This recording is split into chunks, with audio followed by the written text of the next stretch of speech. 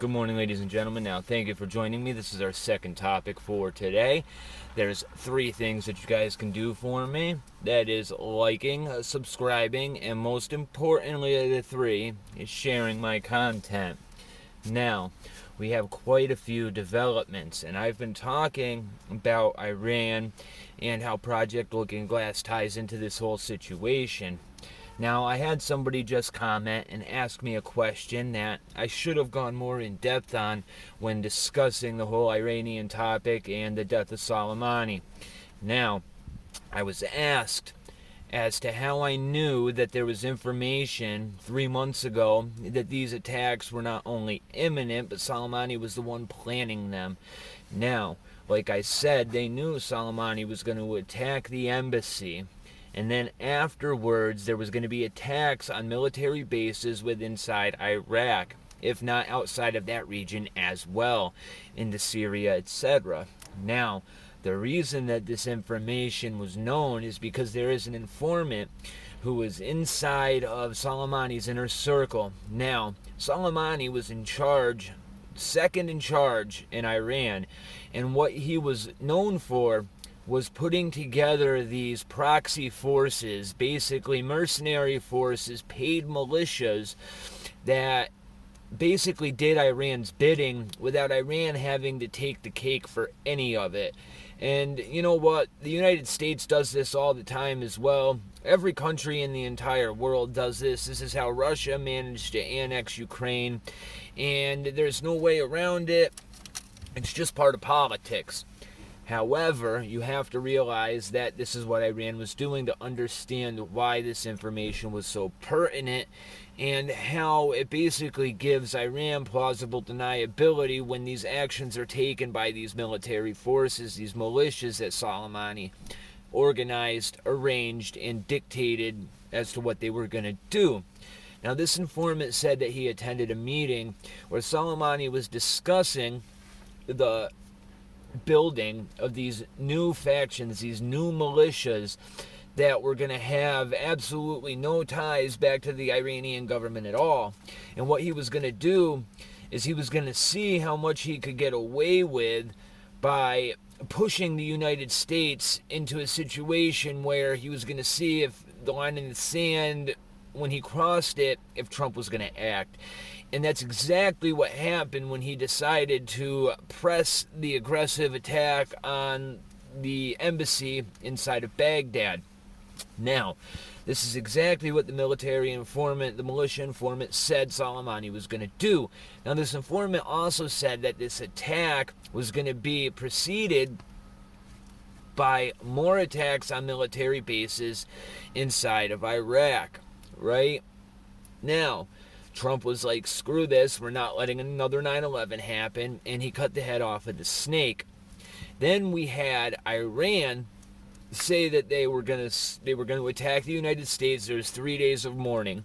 And then on the 3rd day, after they got done with the funeral, and what few people realize is that there may have been millions and millions of people in Iran on TV, out there during this funeral procession. However, what they're not telling you is that a lot of these people were actually celebrating the death of this guy and not celebrating his life as a martyr. Now, after Iran decided to attack these military bases with the 15 or 16 missiles that they sent, we have to look at this event very carefully because it mirrors what we did in Syria. Now, if anybody remembers, they were saying back in the day that Assad gassed his own people in Syria, and Trump decided to launch the mother of all bombs on a military base inside of Syria. Now, there was no casualties and nobody was hurt. And on top of that, there's good information out there that says that this wasn't actually assets of Assad, but rather assets of the deep state operating inside of Syria. But the key thing here is, Trump never telegraphed that it was going to happen to the media or anything, yet nobody was hurt. Now, the same exact thing happened when Iran decided to act on Soleimani getting assassinated. So, in retaliation, they send out 15 missiles and attack 3 separate bases inside of Iraq. Now, we were given 4 hours advance notice, according to Mike Pence, and Pence says straight up that we cannot reveal how we knew it was going to happen because it will give away methods and sources as to how we obtain this information, which is something that you can't do, right? But what that means is, according to Pence, that this attack on our embassy was just the beginning, and in order to stop it, we killed Soleimani, which means that anything Iran did to retaliate for that assassination pales in comparison to what they had planned, right? But, like I said, 4 hours notice, which means there was back channels to the United States, and Trump knew way ahead of time to get the troops out of there, and there wasn't even an injury, let alone a casualty. And again, as I've stated, the sites that were hit, just like Syria, are very, very, very suspicious, right? Canadian forces apparently had assets on the ground in the areas that were hit. And what's even more interesting about this is, not only were the Canadians involved in the missile attacks because they had assets that were destroyed, aircraft, etc. That's what we're being told anyway. There happens to be a plane that was shot down an hour, 30 minutes right after the bombing. And Canada is tied into this one as well.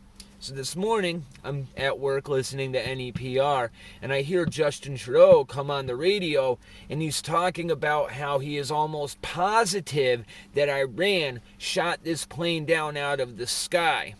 Now, this plane is a Boeing 737, and it's not like the Air Max. This plane right here has one of the best safety ratings ever known, right? Now, it just so happens that this plane left Tehran. It was on its way to Ukraine, and it went down in Iranian airspace. And the story has changed several times. First, they say the pilot knew that there was something wrong, and he tried to turn around. Second, they say that there was a fire, and that's what caused the plane to go down. Then all of a sudden, they're saying that they will not give up the black boxes. Later on, they tell us they won't give up the black boxes because the data is absolutely corrupted.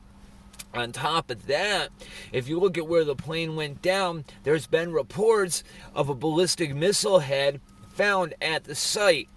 Now, I don't know if any of you guys are familiar with Canadian politics at all, but they try to keep an arm's distance from accusing anybody of anything. They like to play the neutral party no matter what's going on, no matter what their interests are. They're pretty much like Sweden, only they go to war a little more often.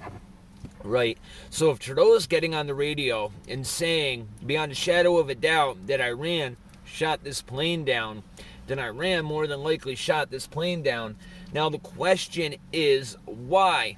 Now, according to sources that I have that I'm not necessarily able to reveal, there was a bunch of people on that plane that were on sanctions lists. Okay? Which means they were players. Which means there is a motive to take that plane down. Now, what if the Iranians thought that there were Americans on that plane, right? It turns out that 63 Canadians ended up dying in that accident. Now, what's very suspicious about this whole thing is, shortly after this plane went down, if you look at the media reports coming out on Iranian state TV, there's a guy, a journalist on there, clearly talking about the Iranian government declaring that 30 Americans were killed in the attacks that hit the bases. However, Iran knows for a fact, because they sent back channels to Trump to get the troops out of there, that there was nobody in those bases. Which makes me think that for some reason, Iran thought there was 30 Americans on that plane that they shot down, right? Now, what you're asking me, why the hell would Iran blatantly shoot down a plane with Americans on it knowing that Trump is going to retaliate? And this is the reasoning behind it.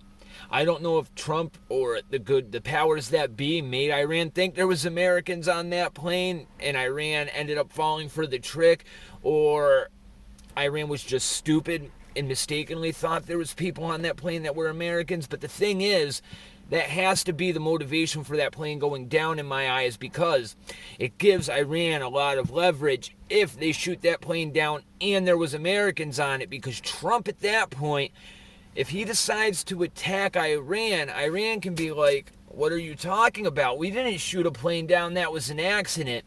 Meanwhile, 30 Americans are dead. Iran says we didn't have anything to do with it. And if Trump attacks him, he looks like the bad guy. However, that's not what ended up happening. And in turn, it puts Iran into even more of a corner than they already were.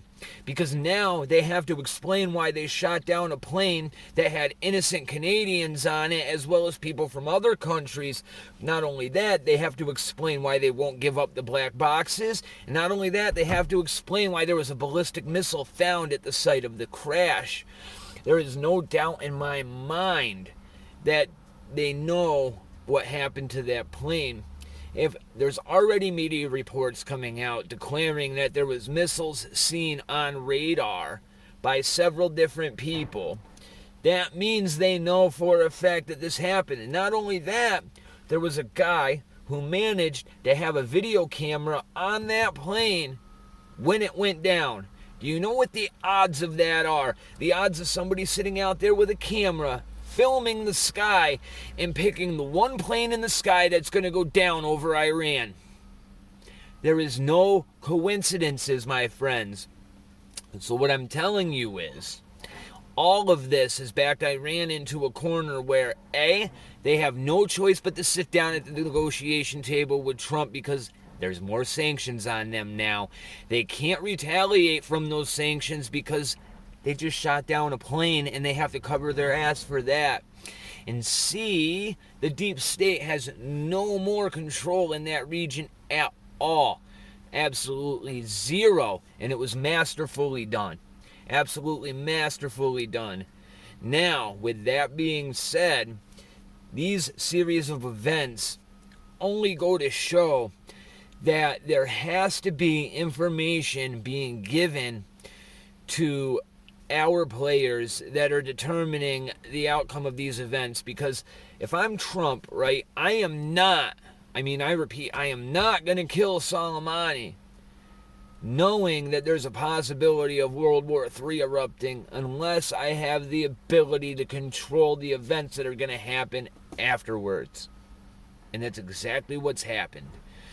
This man has managed to do this not once, not twice, but 3 times and come out absolutely unscathed. North Korea, Syria, and now Iran. 3 huge military actions. And at the end of the day, nothing ends up happening on the world stage besides Trump winning. How? No coincidences, my friends. Absolutely none. God bless. I hope you guys enjoyed this video. I'm going to try to separate the political content from the esoteric content as much as possible and give you 2 videos a day if I do discuss the political stuff. Once again, have a great day. Like, subscribe, and most of all, share. Donations can be made at paypal.me/MorlogMorningDigest. You can find it pinned in the description and the pinned comment down below. Godspeed and have a wonderful day.